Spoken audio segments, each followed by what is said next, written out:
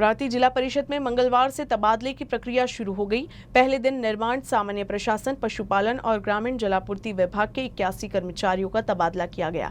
इनमें से 7 कर्मचारियों को सरफेस और 8 कर्मचारियों को मिलघाट स्थलांतरित कर दिया गया। सामान्य प्रशासन विभाग से सर्वाधिक 67 कर्मचारियों का तबादला किया गया। तबादला प्रक्रिया सुबह 11 बजे जिला परिषद हॉल में सीईओ अविशांत पांडा और उप मुख्य कार्यपालन अधिकारी तुकाराम टेकाड़े की मौजूदगी में हुई।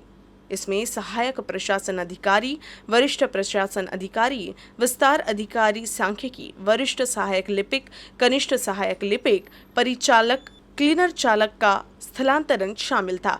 बैठक में पशुपालन विभाग के पशुधन पर्यवेक्षक, सहायक पशुधन अधिकारी और तत्कालीन कनिष्ठ अभियंता, निर्माण और निर्माण विभाग के सहायक, सिविल इंजीनियरिंग सहायक के प्रशासनिक और अनुरोध हस्तांतरण भी किया गया। इनमें से सामान्य प्रशासन विभाग से 81, निर्माण विभाग से 3, ग्रामीण जल आपूर्ति विभाग से 1 और पशुपालन विभाग से 10 कर्मचारियों का तबादला किया गया। बुधवार को कृषि, वित्त, महिला एवं बाल कल्याण, शिक्षक और पंचायत क्षेत्रों के तबादले होंगे। सिंचाई एवं स्वास्थ्य विभाग के कर्मचारियों का 13 मई को तबादला किया जाएगा। राज्य में लाउडस्पीकर का मुद्दा उठने के बाद न्यायालय के आदेश पर बहुत से धार्मिक स्थल पर प्रार्थना लाउडस्पीकर पर बंद हो गई हैं। अमरावती जिले के गुरुकुंज मोजरी स्थित सर्वधर्म संभाव सिखाने वाले राष्ट्र संत श्री तुकडोजी महाराज के आश्रम में भी लाउडस्पीकर बंद कर दिया गया है। लेकिन अब मुस्लिम बंधुओं ने ही गुरुकुंज मोजरी में लाउडस्पीकर के इस्तेमाल करने की अनुमति मांगी है। राज्य के कई बड़े धार्मिक स्थल पर प्रार्थना लाउडस्पीकर के बिना ही हो रही है। गुरुकुंज मोजरी स्थित राष्ट्र संत तुकडोजी महाराज के आश्रम में भी लाउडस्पीकर के बगैर ही स्थानीय गुरुदेव भक्त सुबह के समय सामुदायिक ध्यान और प्रार्थना करते हैं। मानवता और अंतरधार्मिक सद्भाव की शिक्षा देने वाले पूज्य राष्ट्र संत श्री तुकडोजी महाराज के गुरुकुंज आश्रम में लाउडस्पीकर पर प्रार्थना करने की 80 साल से परंपरा रही है, लेकिन ये परंपरा अब खंडित हो गई है। यहाँ के स्थानीय लोगों के साथ ही मुस्लिम बंधुओं ने भी लाउडस्पीकर के इस्तेमाल की मांग की है। अमरावती जिले के दरियापुर तहसील अंतर्गत येवदा में अकोट दरियापुर मार्ग के निर्माण के दौरान अवैध तरीके से मिट्टी के उत्खनन का मामला सामने आया है। शमशान भूमि से अवैध उत्खनन की बात सामने आने पर लोगों ने ठेकेदार के खिलाफ कार्रवाई की मांग की है। दरियापुर हाईवे को चौड़ा करने और येवदा में पानी के पाइप डालने के नाम पर ग्राम पंचायत की सीमा में आने वाले शमशान भूमि में अवैध रूप से मिट्टी की खुदाई की गई, जबकि मार्ग के निर्माण के लिए मिट्टी सरकारी जमीन से खोदनी चाहिए थी। ग्राम पंचायत की अनुमति के बिना खुदाई किए जाने से कई जगह शव के अवशेष भी दिखाई दे रहे हैं, जिसके बाद सवाल उठने लगा है। इस मामले को गंभीरता को देखते हुए तहसीलदार को इस संबंध में जानकारी दी गई है। साथ ही ठेकेदार के खिलाफ भी कार्रवाई की मांग की जा रही है। अमरावती में राजापेट मार्ग पर रिम्स अस्पताल में भर्ती 35 वर्षीय एक महिला मरीज की मौत होने के बाद मरीज के रिश्तेदारों ने अस्पताल में जमकर हंगामा किया। परिजनों ने महिला की मौत के लिए डॉक्टरों को जिम्मेदार ठहराते हुए राजापेट पुलिस में शिकायत दर्ज कराई है। मिली जानकारी के अनुसार मृतक दुर्गा संजय खंडारे कुरहा को पिछले रविवार को रिम्स अस्पताल में भर्ती कराया गया था। गर्दन की समस्या के इलाज के दौरान उसकी सर्जरी की गई। इस बीच बुधवार को महिला की इलाज के दौरान मौत हो गई। परिजनों ने डॉक्टरों पर लापरवाही का आरोप लगाते हुए अस्पताल में जमकर तोड़फोड़ की। इसके बाद परिजनों ने राजापेट पुलिस में मामला दर्ज किया गया। घटना की सूचना मिलते ही पुलिस ने इस मामले में परिजनों की शिकायत दर्ज कर ली है। आम्ही रविवारी आमच्या पेशंटला इथं आणून ॲडमिट केलं। दुर्गा संजू खंडारे या नावाचा पेशंट आम्ही इथं ॲडमिट केला। सोमवारी सकाळी OTPमध्ये नेलं। OTPमध्ये नेल्याच्या नंतर ऑपरेशनाला सुरुवात झाली आहे आणि त्यांनी आम्हाला सांगितलं की ब्लडिंग खूप सारं चाललेलं आहे। ब्लडिंग गेल्याच्या नंतर आम्हाला ब्लड सांगितलं तरी आम्ही ब्लड आणून दिलं त्यांना। ब्लड आणल्याच्या नंतर पेशंटला ऑपरेशन झाल्यानंतर सकाळपासून तर सायंकाळपर्यंत एकही होश आलाच नाही त्या पेशंटला। होश नाही आला तर आम्ही 9 वाजता 9:30 वाजता आम्ही डॉक्टरांकडे गेलो। सर म्हटलं सकाळपासून ऑपरेशन झालं, पेशंट अजूनपर्यंत शुद्धीवर आला नाही। परंतु आम्ही डॉक्टरांजवळ गेल्यानंतर डॉक्टर खाली आले, चेंबरमध्ये आले, पेशंटला पाहिलं। नंतर त्यांनी खाली काढला, CT स्कॅन, MRI काढला, त्यात आम्हाला काहीही सांगितलं नाही। त्यांना चेंबरमध्ये बोलल्यानंतर हे सांगितलं की ब्रेनवर सुजून आली। आम्ही म्हटलं डॉक्टर साहेब तुम्ही हाडाचं इथलं ऑपरेशन करून राहिले, इथं नशीचा प्रॉब्लेम कुठून आला, इथं ब्रेनचा प्रॉब्लेम आला कुठून. तर डॉक्टर गांधी सर म्हणतात आम्हाला की पेशंटला धोका असू शकते. ऑपरेशन झाल्यानंतर धोका कसा असू शकते? आपण पेशंटला इथं चांगलं व्हायसाठी, दुरुस्त करण्यासाठी आपण पेशंटला इथं ॲडमिट करतो. ऑपरेशन झाल्यानंतर हा विषय आला कुठून इथं? अमरावती में एक पुलिस कर्मचारी के आत्महत्या किए जाने के बाद पुलिस विभाग में हड़कंप मच गया है. मृतक के परिजनों ने पुलिस अधिकारियों पर प्रताड़ना करने का आरोप लगाया है. अमरावती शहर के पास वलगांव थाने में कार्यरत सहायक पुलिस उप निरीक्षक विजय अडोरकर ने बुधवार सुबह अपने घर के पास एक पेड़ से लटककर आत्महत्या कर ली. इस बीच अब परिजनों ने इस आत्महत्या के मामले में गंभीर आरोप लगाए हैं. बेटी अंकिता ने गंभीर आरोप लगाया कि एक पुलिस अधिकारी द्वारा प्रताड़ित किए जाने के बाद उसके पिता ने आत्महत्या कर ली. दरअसल विजय अडोरकर लखवा से ग्रसित थे. मृतक के परिवार का आरोप है कि पिछले 2 महीने से छुट्टी पर रहने के कारण पुलिस ने उन्हें काम पर लौटने का नोटिस भेजा था. साथ ही बार बार स्थलांतरण के लिए आवेदन करने के बाद भी तबादला नहीं किया गया.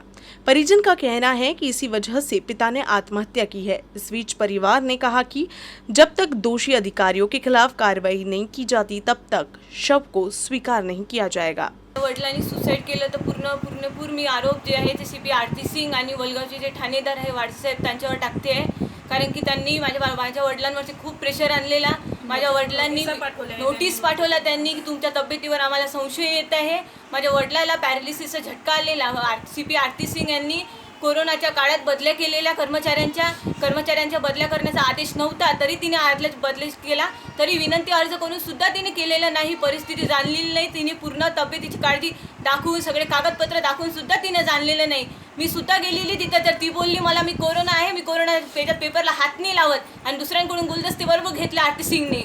ती बिलकुल कर्मचाऱ्यांचं तुम्ही ध्यान नाही ठेवू शकत, तर कशाला तुम्ही एवढे हे करता? माझ्या वडिलांचे पूर्ण आरोप मी CP आरती सिंग आणि वलगावचे ठाणेदार वडसे यांना लावत आहे.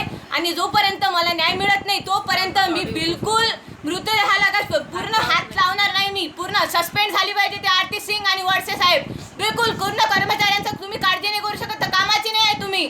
स्टार लावून फक्त का माणुसकी दाखवते का तुम्ही? अमरावती शहर में पानी की समस्या दिनों दिन विकराल होती जा रही है. वार्ड नंबर 14 में पिछले 12 दिनों से पानी नहीं आ रहा है, जिससे महिलाएं आक्रोशित हो गई हैं.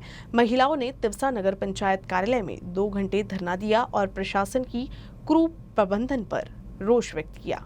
अमरावती में पिछले कई सालों से पानी की समस्या आज भी जस की तस है.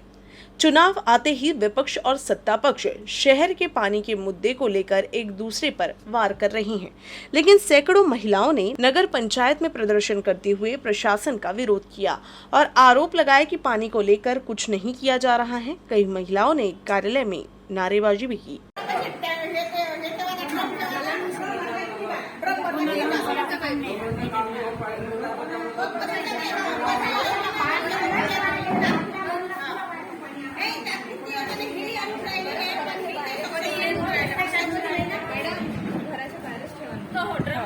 घराच्या बाहेर ठेवते.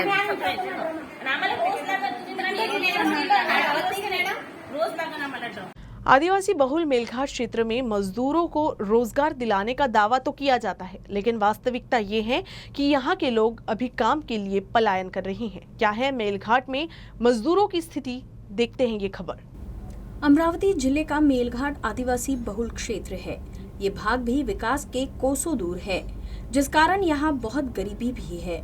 वैसे तो सरकारी आंकड़े के अनुसार यहाँ के लाखों लोगों को मनरेगा में रोजगार देने का दावा किया गया है, लेकिन सच्चाई इससे कोसों दूर है. मेलघाट के सैकड़ों लोग अभी भी रोजगार के लिए दूसरे प्रांतों या स्थानों पर चले जाते हैं. दिवाली खत्म होते ही मजदूर अपने पूरे परिवार के साथ काम की तलाश में निकल जाते हैं. इसीलिए मेलघाट के गांव वीरान हो जाते हैं. ये प्रवासी मजदूर होली के लिए अपने गांव लौट जाते हैं और जैसे ही होली का त्योहार समाप्त होता है, वापस से काम की तलाश में शहरों की ओर पलायन फिर से शुरू हो जाता है. मेलघाट के बहुत से मजदूर काम के लिए जा चुके हैं, तो कुछ अभी जाने की तैयारी में हैं, जबकि सरकारी दस्तावेज तो उनके काम पर दिखाने में ही व्यस्त है. धारनी तहसील में कुछ ही विभाग मनरेगा के तहत कार्य शुरू करके मजदूरों को रोजगार प्रदान करने के लिए काम कर रहे हैं. और बाकी विभाग इसकी अनदेखी कर रहे हैं। इसीलिए मेलघाट धीरे धीरे वीरान होता जा रहा है। इस समस्या की ओर अधिकारियों को ध्यान देने की जरूरत है। अमरावती जिले के तिवसा में बस स्टैंड पर सुविधा नहीं होने से लोगों को इस भीषण गर्मी में बस के लिए धूप में खड़ा रहना पड़ रहा है। तिवसा में पंचवटी चौक एसटी महामंडल का आधिकारिक स्टॉपेज है। राष्ट्रीय महामार्ग होने से यहां से लोग दूसरे जगह की बस पकड़ते हैं, लेकिन बस स्टैंड पर शेड नहीं होने से लोगों को काफी परेशानी होती है। साथ ही यहां अन्य सुविधाएं भी नहीं है। ऐसे में गर्मी के दिनों में पीने के पानी और आश्रय के लिए यात्रियों को इधर उधर भटकना पड़ता है। अमरावती, अकोला समेत ग्रामीण इलाकों में जाने वाली एसटी बसें यहां रोजाना रुकती है। यहां से रोजाना सैकड़ों की संख्या में यात्रा करने वाले छात्र आते हैं। यात्रियों को घंटों बस के इंतजार में खड़ा रहना पड़ता है, लेकिन इसके बावजूद यहां सुविधाएं नहीं बढ़ाई जा रही। इसीलिए लोगों ने यहां शेड पर अन्य सुविधाएं बढ़ाने की मांग की है। त्या कारणाने ते पांढऱ्याला याच्यात गाळा किंवा काही रोडवर कुठं जिथे सावली मिळेल तिथे आसरा घेतो। तर माझी अशी विनंती आहे की येथील जे जनप्रतिनिधी आहे त्यांनी हा जो उन्हाळ्यामध्ये म्हणा का पावसाळी हिवाळा तिन्ही ऋतूमध्ये जो प्रॉब्लेम तयार होतो पाण्याचा, उन्हाचा आणि हिवाळ्याचा जो प्रवासी निवाऱ्याचा प्रॉब्लेम आहे तो इथल्या जनप्रतिनिधींनी मार्गी लावा ही माझी विनंती करतो। अमरावती की सांसद नवनीत राणा और उनके पति विधायक रवि राणा का शिवसेना से विवाद थमने का नाम नहीं ले रहा है। अब विधायक रवि राणा ने एक बार फिर मुख्यमंत्री उद्धव ठाकरे पर गंभीर आरोप लगाए हैं। राणा ने कहा कि मुख्यमंत्री उद्धव ठाकरे के कहने पर लीलावती अस्पताल के डॉक्टरों को धमकाया जा रहा है। वहीं रवि राणा ने शिवसेना पर डॉक्टरों पर दबाव बनाने का आरोप लगाया है। शिवसेनेचे काही लोक मुख्यमंत्र्यांच्या सांगण्यावरून लीलावतीमध्ये गेले आणि लीलावतीमध्ये जाऊन ज्या पद्धतीनं डॉक्टर आमच्या हृदयामध्ये देवदूत आहे, ज्यांनी कोरोनामध्ये अनेकांचे जीव वाचवले, अशा डॉक्टरांसोबत जे ट्रीटमेंट मी पाहिली, ज्या अरवड भाषेमध्ये शिवसैनिक त्यांच्यासोबत बोलले आणि जशा पद्धतीनं त्या डॉक्टरांवर प्रेशर आणण्याचं काम केलं की MRIचे फोटो बाहेर कसे गेले, नवनीत राणाला ॲडमिट कशा झाल्या, काय इलाज केला, मला असं वाटते ज्या महिलेवर तुम्ही राजद्रोहाचा गुन्हा दाखल केला, पोलीस स्टेशनच्या लॉकअपमध्ये टाकलं, ज्या महिलेला तुम्ही जेलमध्ये टाकलं, हनुमान चालीसा वाचली त्यामुळं, तर मला असं वाटतं की आज हॉस्पिटलमध्ये सुद्धा तुम्ही तेच अरेरारी, तेच सत्तेचा दुरुपयोग, तोच सत्तेचा आतंक जर मुख्यमंत्र्यांच्या माध्यमातून तुम्ही मचून ठेवलेला आहे, तर लक्षात ठेवा हेच डॉक्टर अनेकांचे जीव वाचवतात, अनेकांना न्याय देतात आणि त्याच हॉस्पिटलमध्ये जे पेशंट इलाज करतात त्या डॉक्टरवर एवढा प्रेशर करता, BMCची त्या लीलावतीला नोटीस देता, मला असं वाटते सत्तेचा अहंकार या मुख्यमंत्र्यामध्ये आलेला आहे आणि तो अहंकार या पूर्ण महाराष्ट्राची जनता मोडून काढेल हे लक्षात ठेवा।